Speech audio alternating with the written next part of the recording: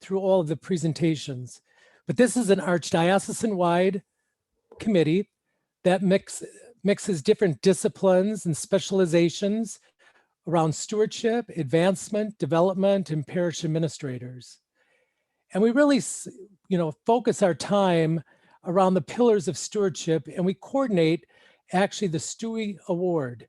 So the Stewie Award, which is our Archdiocesan Award, recognizes parishes for outstanding work in stewardships. And the stewardship areas that we give these awards out is prayer, participation, and generosity. So I just want to encourage people, if you did not submit one last year, please consider submitting it, because there's a lot of great work that is going on within our parish communities. And this is a great way for us to share best practices, which is a good follow-up to, our community is a community of learners. This is peer-to-peer relationships. And we collaborate on, what's working for your parish, what's working for your small group. And it was a beautiful opportunity during this pandemic to be able to say, hey, what's going on in this parish that maybe we can replicate? So it provides that forum of sharing of best practices. So hopefully today, during this call, you're going to be able to receive an awful lot of tips. And I would like to then give it over to Mary, so she can take us on to her presentation. Thanks, John.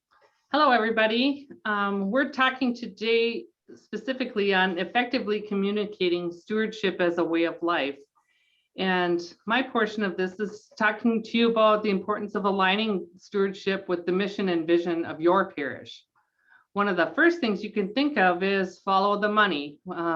Put the money on the mission, or matching the money that you have budgeted with the mission of your parish. If you fund it, it should be central to your parish mission and vision. For example, if the budget is geared toward faith formation or school, but all of the ministries and program is focused on worship, what type of welcoming and inviting message are you sending to potential members or existing parishioners? The second thing that we'd like to talk about is that KISS principle, and we all know that it is keep it simple something, but I'd like to think that it's keep it simply stewardship, because stewardship is the fabric of your entire parish. And it's not just about the money, it's about the gifts that are shared. It's the talents that people have to promote or match with the vision and mission of your parish. So keeping it simply stewardship within your mission and vision is very helpful.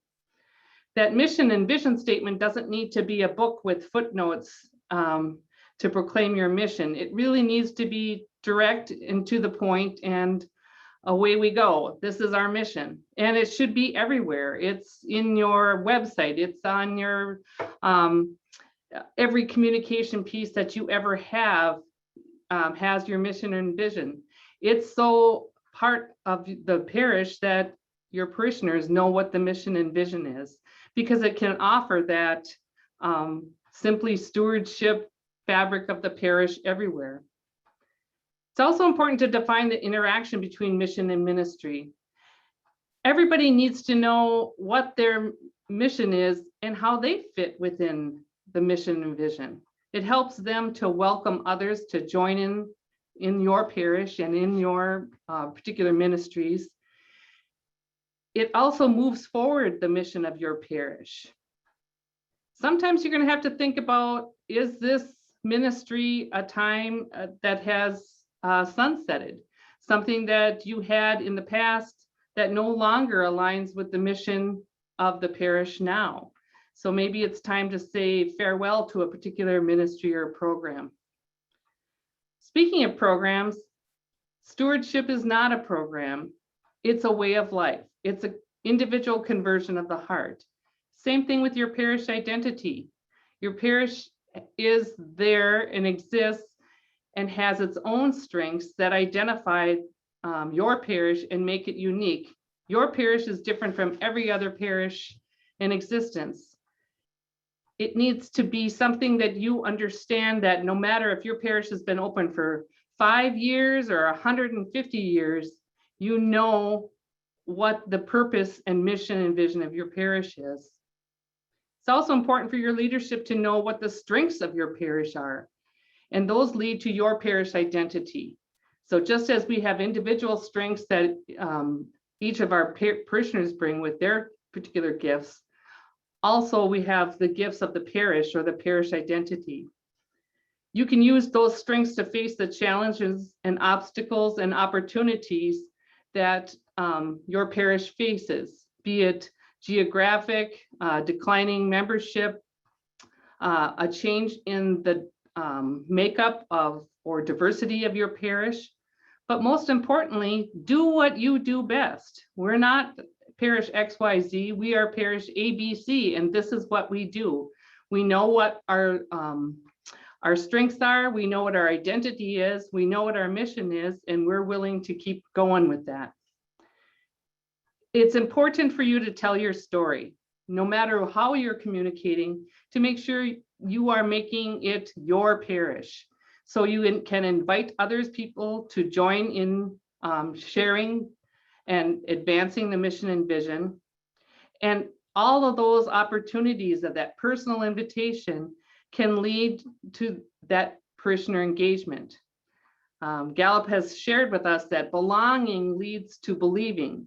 And the more that we can participate and engage in the life of our parish, the more that we can believe and move forward our individual faith journey, as well as the faith commitment of our parish, and grow engagement. So as we align with the mission and vision, we got to keep all these things in focus from a stewardship aspect. I'm now going to hand it off to Mary Kay Bungert at All Saints Lakeville. Thanks, Mary. I am here today to kind of follow up on the next piece from what Mary talked about. We need to tell our parish story and articulate that vision and mission, to tell the narrative that says who we are. And one of the most important people to articulate that vision and that mission and to make it heard is that of the pastors. His voice is absolutely integral, not only to parishioners being able to know what the parish's direction is, know what the vision is, know what it is that we're trying to do, to basically tell the parish's story. It's also essential for staff and for parish leadership to know that as well, so that they are able to take what the pastor has said and give that additional voice and additional perspective so that it is heard more than one place and in multiple places. One of the things that we're recommending is that pastors have an annual message, and that annual message is a specific and intentional message that connects the ministry and the vision and the identity of the parish to the actions of stewardship and discipleship. The content of that annual message really is not about the financial picture per se. It's more than that. It is an opportunity for the pastor to talk about what is in his heart and in the parish leadership's heart as being important to the life of the parish. It needs to connect. It needs to be an opportunity for him to actually name his personal hopes for his community. It also needs to demonstrate impact, the examples of where the parish is meeting the mission. But it shouldn't pull up short and not identify the challenges or identify the obstacles or opportunities that are before a community. And it should also contain an invitation for each individual, each group of parishioners, each small group, each community within the parish to make a difference, to belong, and to commit to the life of the parish, to that identity, and to that. The last piece of that content needs to be an ongoing assurance. It's an assurance on a spiritual end that God is present, and it is evident that God is present in the community, but that also a practical, that the parish is committed to the mission of Jesus Christ and to fiscal responsibility and transparency. So there's an assurance to all of that. Now, the timing can happen at a variety of places. And one of the things, though, is whether you tie it specifically to the stewardship season or to another time of year, the pastor's annual message needs to be ongoing. It can't just be a one and done. It needs to move beyond the stewardship season. I often use the language of repeat, reframe, repeat, that it's the idea that he's going to say it once, it's going to be repeated, it's going to be reframed by somebody else and repeated again so that it's heard year round. Choosing the medium for this is going to vary from parish to parish. I often, the principle of 7 by 3, from a communications point of view, makes sense in this case. That really the message of the pastor's the pastor's annual message needs to be heard 7 times in 3 different ways in the life of your parish. It might be that it's a homily, it's in the bulletin, and it goes out in the newsletter. It might be that it's a video email followed by a parish listening session, followed by something in the parish bulletin. But it really needs to be 7 times in 3 different ways throughout the course of the year, so that the message is really heard. We have found at All Saints that the verbal experience, that hearing the pastor's voice, not just reading his words, but hearing his tone, seeing his face, is a really important part of that message. But it's also important that the message move beyond words, that there's tangible representations. Things that maybe there's an image that's associated with it, or an object that he's used. Father Wilson one year used sunglasses as his tangible image, and every parishioner got sunglasses going out the door as a part of his message. Mike, you want to go to the next screen? Thank you. So I don't want to go through this whole slide. This is stuff for you to be able to look at, and there's links in my in the material to go look at some of the things specific to All Saints. But this idea of the annual message is something that Father Tom Wilson started to incorporate at All Saints starting in January of 2017. It was intentional for us to begin with the Epiphany Christmas season rather than tie it to the stewardship time. So every year in January, he does an annual message, and that medium has varied since 2017. It started with a homily. It has moved to being a video presentation that we push out. So as our ability to communicate with parishioners has changed, so has the medium that we've used. But some of the things are rock solid in there. And one of them is that the message almost always precedes an upcoming parish event or experience that exemplifies where we're going. So one year we followed the Epiphany message, or the State of the Parish message, with a called and gifted workshop in the parish, because they were tied to each other. So we've planned far enough in advance that there's a connection to that. The content of his message is developed in consultation with the trustees, the council, and his cabinet, and is always heard by parish leadership and staff before it goes to the whole parish, so that if there's a better example or a good idea, that others can help frame how he finally says it to the parish. We often find on staff that we will grab quotable messages when it's done, and they're used over and over again, where we can jump off and be able to say, remember in January when Father Wilson said, and we can build on that. And it allows him to articulate the priorities for the coming year and the fiscal year that become measurable. This January, he laid out for the parish a number of challenges, and one of them was our parish debt. We've been carrying debt since we first constructed the church 22 or 23 years ago. And even though the debt was quite small, in fact, it was really a source of a psychological barrier to some development and some growth in the life of the parish, and we needed to have it set aside. It was now in a very small category, under $60,000. And he got up in January and just said, one of my challenges is that we will eliminate the debt by Easter. And he put a plan in place, told people about it in January, and sure enough, we paid off the debt before Easter, and we will be having a huge debt elimination celebration in July once we can all gather again, and we will be celebrating that so that psychological barrier is no longer on the table at All Saints. All Saints' experience just points to the power that the pastor's message has to parishioners to make things happen and get things done. I guess I get to move this on to Mike.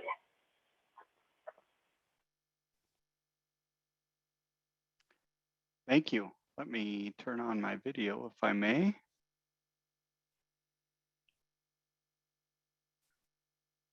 There we go. I'm going to admit someone as well.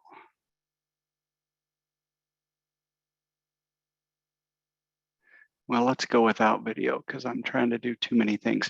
So I want to focus on 3 things specifically, but overarching those 3 things as we talk about the specific considerations are always the backdrop of transparency and accountability. When we're talking about financials to our parish, how do we think, how am I being transparent in what I'm communicating? And how am I accounting for, being accountable for those wonderful gifts of time, talent, and treasure, prayer, participation, and that parishioners are giving to our parish. So we'll go into some specific details with regards to COVID, mission and ministry, and events versus way of life. Let's talk specifically about COVID. It's important because we know that there are a lot of parishes that we work with that have large influx of cash on the balance sheet. So how do you communicate that with regards to accountability, transparency? And one of the ways that we recommend is if you have these extraordinary incomes that have come in, how do you match those with extraordinary expenses? Now, we understand that there are some of these programs that are specifically designed for operational expenses. So you need to wrestle with, how do we communicate that with our parishioners, because they are these extraordinary revenues that have come in. So one of the aspects is, how am I going to be clear with how the cash is being utilized and reserved in the case of some parishes, because it may not be utilized, it may actually be carved out for specific purposes. And then the other component of that is to communicate clearly about the impact of the funds. So rather than just talking about the numbers, but how are those numbers impacting our parish? You know, an example, a preschool. I'll get into a few more examples as we go through this presentation. And with regards to events, how do we make sure that we're communicating what some of those one-time expenses, those deferred maintenance, those capital improvements that may have been had an impact on our parish? Parishioners need to know about those, large or small. You know, an example, what are we doing about our pews that are getting the varnish taken off of them? And then as we transition into mission and ministry, to communicate that, okay, these monies came in, whether it's PPP or ERC or EAN, in your particular parish, maybe you retained preschool staff as a result of those funds, or you were able to keep extended day in place, even though we had some disruptions in our mission and ministry, or we did more with regards to Zooming choir. So these are just examples: outreach, seniors, shut-ins.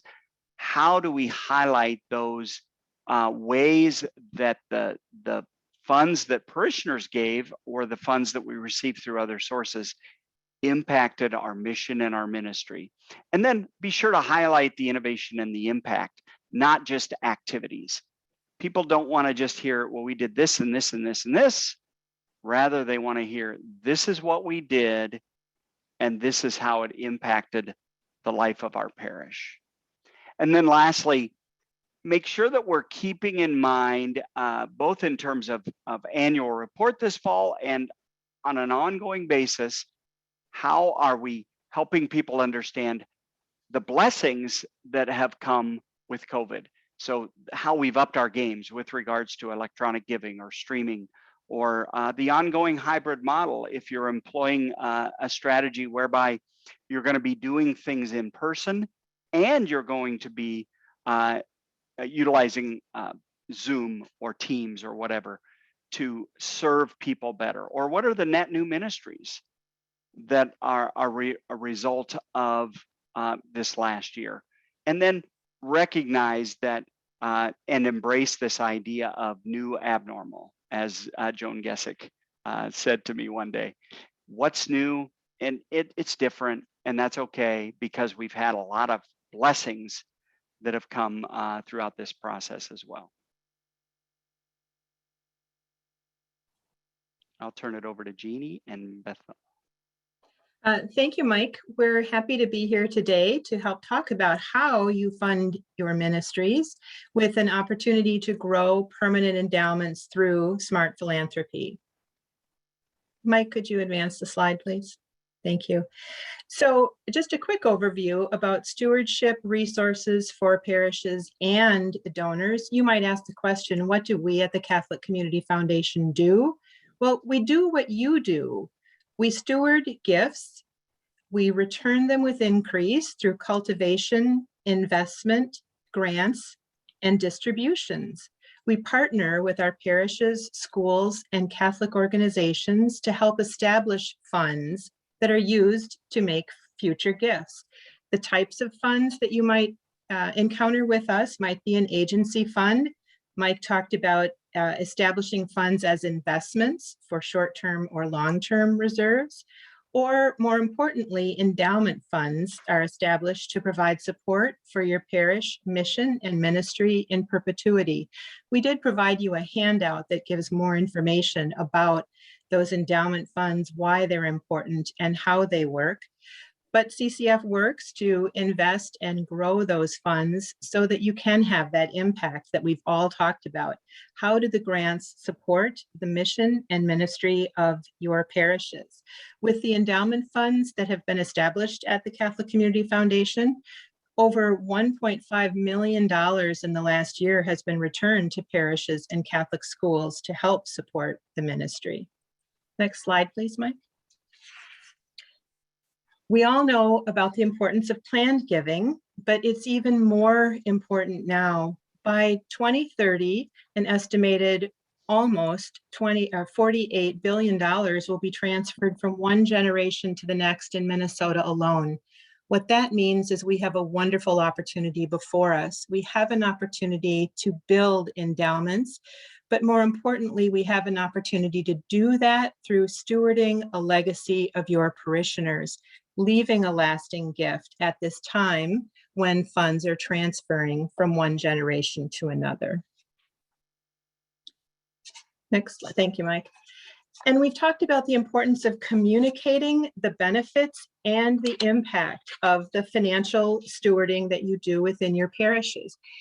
We want to emphasize the fact that it's important to continue to raise awareness about your funds, raise awareness about your endowments at really every opportunity you have, parish events, communications, and various parish experiences. Keep those endowments front and center and let your donors know how those funds are being used. You can educate your donors through your communications to help them understand how they can participate. We can help with events and education. And as you've heard from all of us, connecting to mission and vision is so very important.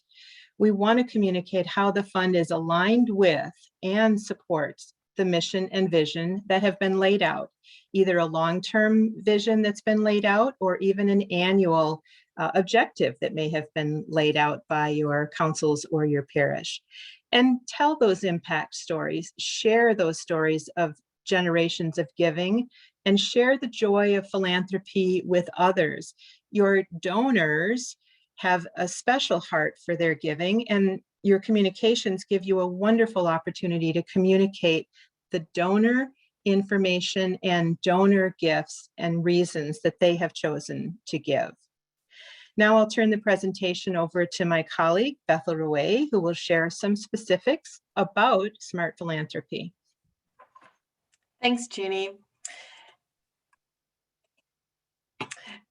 So as Jeannie mentioned, we offer philanthropic advisory services or charitable giving advisory services. CCF has created a presentation strategy called Smart Philanthropy, and it helps parishes provide charitable giving education to parish members. You can select topics that you like covered. We've got 12 topics listed here, and CCF can come and present to parishioners on the nuts and bolts of the different topics. The strategy is very flexible. We can be creative and fit your individual parish needs for what would be appropriate to present to your parishioners. One of our popular sessions is the donor advised funds and bunching, number one, and a couple slides from that presentation there are highlighted. Many types of charitable gifts are often referred to as planned gifts gift planning, or legacy giving. You may have heard that coined. And in a nutshell, it's a donor's intention to contribute a larger gift to your parish, so beyond their lifetime. So unlike annual gifts that are made for current use, planned gifts are for future. Next slide, please.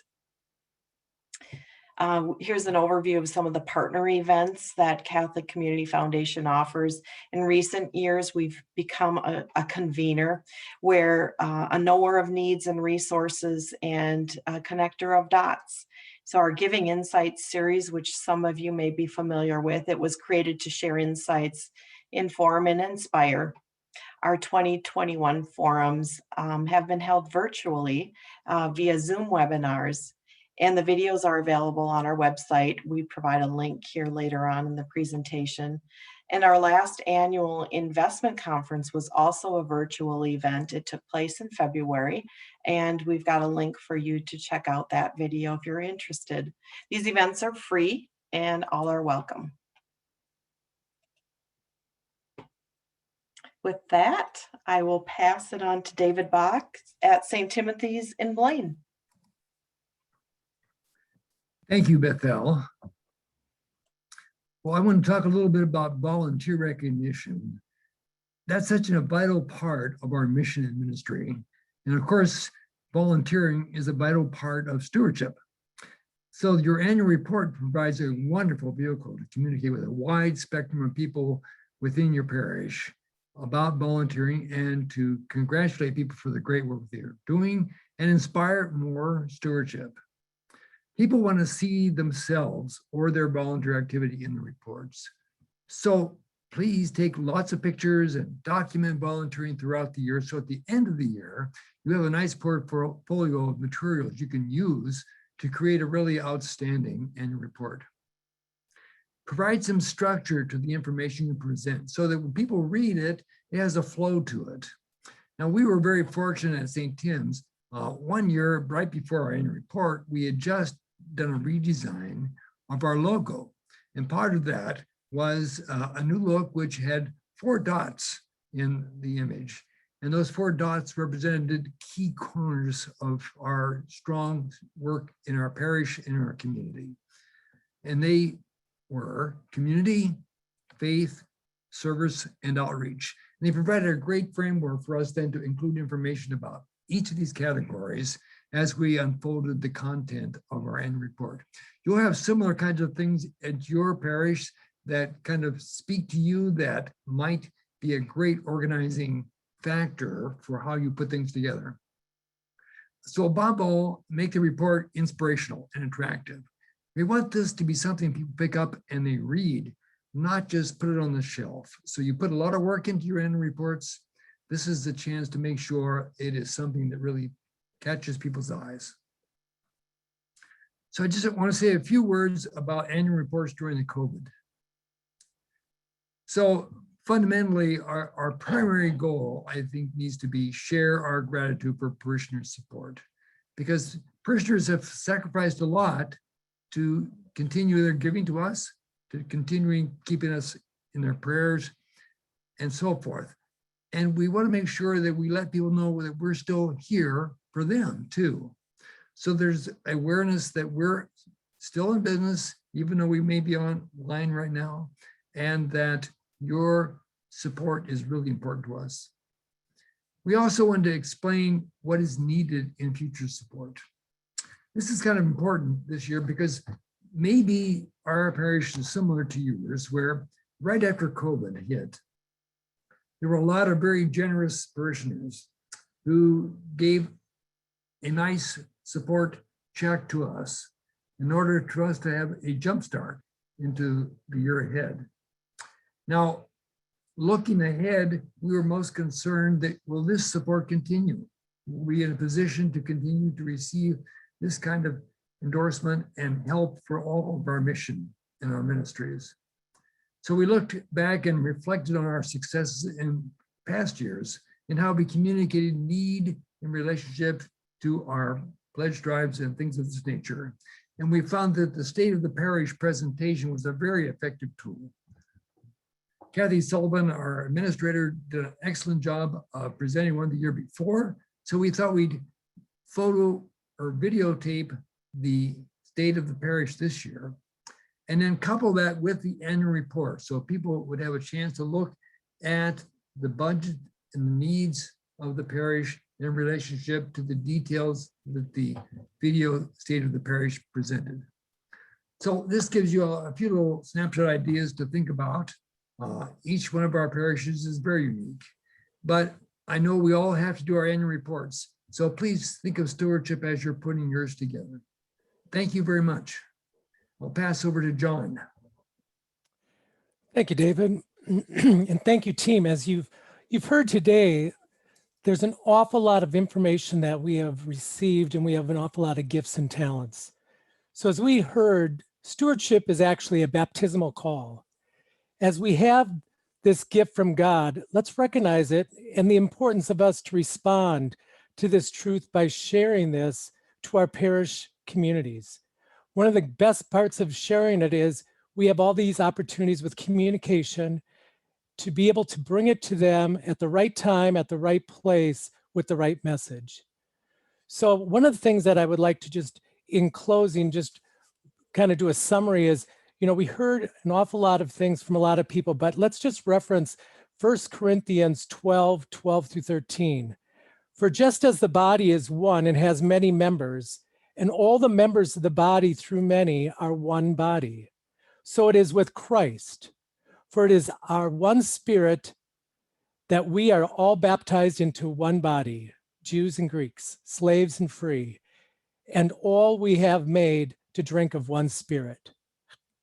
So saying that, I guess I would just like to, recap that Mary talked about the KISS principle, that it's, keep it stewardship.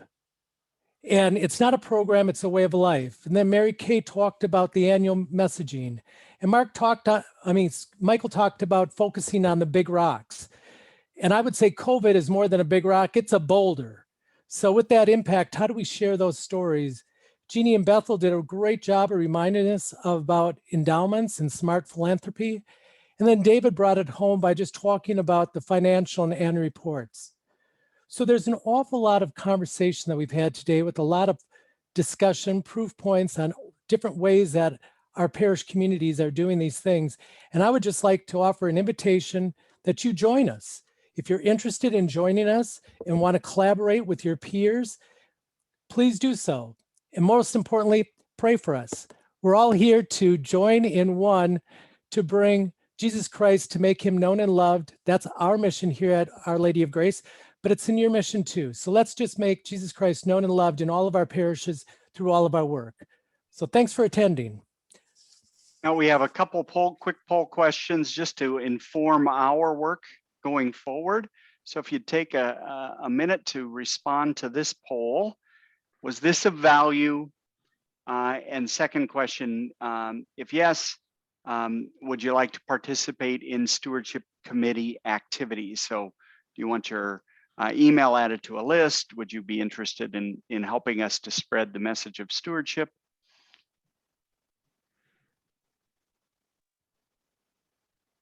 And as I'm ending this polling, I'll give you another 10 seconds. If you're interested in getting your email added to the list or in participating in committee functions, please just send your email to me in the chat. So here's the answers. Yes, 96%. For you no's, let us know how we can better serve you. And then we're always seeking 100%. And then for the yeses in the second question, please let us know what your email is. All right, and I've got one more survey for you because we want you to help us to inform our work. And so if you'd take a minute, and you can select more than just one.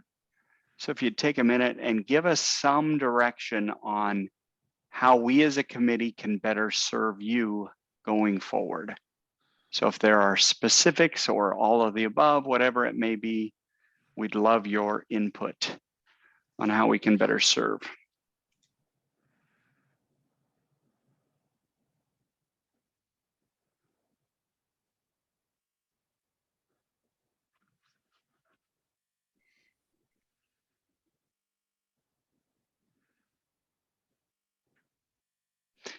I'll give you 5 more seconds.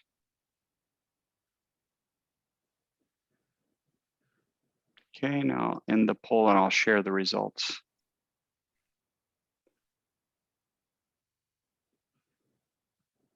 So that gives you an idea, committee members, and this will be on the recording for us as well. So the direction that the group wants.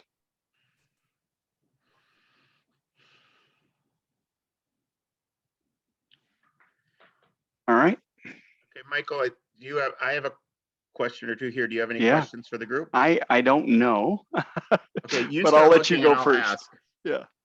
Yeah. My question was for All Saints, and there you are, Mary Kay. Yep, I'm here. I had to find your box. The annual message you do, I'm guessing it takes a team to put that together. How does it involve like the parish council, or who's involved in that? I realize that the pastor is kind of the spokesperson, but I'm guessing there's a team involved. Can you speak to that? Yeah, so Father Tom Wilson has chosen for the last 3.5 years to employ what he calls a messaging team, which is a group of staff and parishioners who meet monthly, and we work a year in advance to determine what the theme or the direction or the scriptural message is for the coming season. And we incorporate that message into that planning for the stewardship season and for the winter season. So so some of that is there. That conversation is then taken to a couple of different commissions for conversation, including our discipleship commission or discipleship council, which would be similar to most people's stewardship commission, and also to parish pastoral council, to the trustees, and then also to his cabinet, his key members of his staff. And he takes all of that information in, then he goes and writes. And then he'll bring back stuff, and then we respond to it. And then, like I said, he presents to staff and parish leadership first. We get a chance to give him feedback, then he goes and fine tunes before it goes to the parish. Yeah. Okay, and then Tom Rummel, you're on, and Tom is part of this group that I am blessed to meet with once a month. There's a question, if there's more information like on annual reports, where do they go to get, where does that reside? Is there a website at the Archdiocese? We do have a website that is being populated with this information. So if you just go to the stewardship and development area of the Archdiocesan website, we do have a lot of this and information posted. But I also want to put in a bit of a plug. The survey that we just that Mike just put up is also a little bit of a template for us on some future lunch and learns that we'd like to have. So moving forward, we plan to have some lunch and learns. At this point during COVID, not exactly sure if those will be live or virtual or a hybrid, but much of that information that we saw there, and if you have any other suggestions for it, we're all ears to do those, and then we will record those and place those on the website as well. Okay, So, thanks, Tom. Appreciate it. That's all I had so far. Michael, anything on your end? No, just ideas for us, and then email addresses. So no, I don't think I have anything else, sir. All right. Well, thank you all. I know that you do this out of the goodness of your heart, and I know we're all busy, but it is great when we can collaborate and bring with these best practices and thought starters. But feel free to reach out to any of us if you want to get involved. And again, send your email to Michael Lockery so you can get invited into the next stewardship discussion. But thank you all. I see Nicole, there's Nicole Mamura. And I see Tom Halden. So in his brightly lit room. We're gonna, oh my gosh, Michael, we're ahead of schedule. Okay, we're gonna take it. We're gonna take it to the bank. So if Nicole and Tom, if you want to unmute, we want to welcome Tom Halden, Director of Communications for the Archdiocese, and Nicole Mamura, who is the Manager of Communications? Manager, yep. Manager of Communications. I looked this up a couple days ago.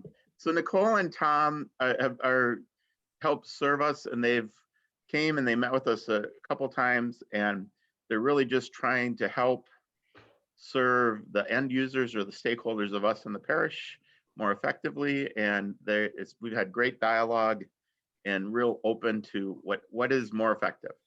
So they're going to talk a little bit about that today. I will just do the joke that Tom knows is coming, which is we're going to discuss Arch Connect. I personally want a TikTok where the Archbishop is blowing up Arch Connect, but that's just me. That isn't possible, but we do know we want to design it in the future based on the end user. So there's my joke that Tom knew would come up at some point. So Tom, I'll let you take it away and introduce Nicole. I think Nicole's presenting the most today. She is, and thank you, Dean, and thanks APBA members and others for being here and for your attention. You know, as we say often, it's our role, it's our job, it's just our honor to serve you and to work with you and to walk along with you and do everything we can to help you with your ministry. You know, as Father Lockwitzer says, you know, the ACC, the Archdiocesan Catholic Center, isn't open on Sunday, so we know that the people's interaction with the church and their whole kind of view on the church, the Big C Catholic Church, is really their experience with you. So the things that we can do to move some roadblocks out of your way, to help you with your communications, to help you with your operations, that's really our role. So you can minister most closely to the people who do come to your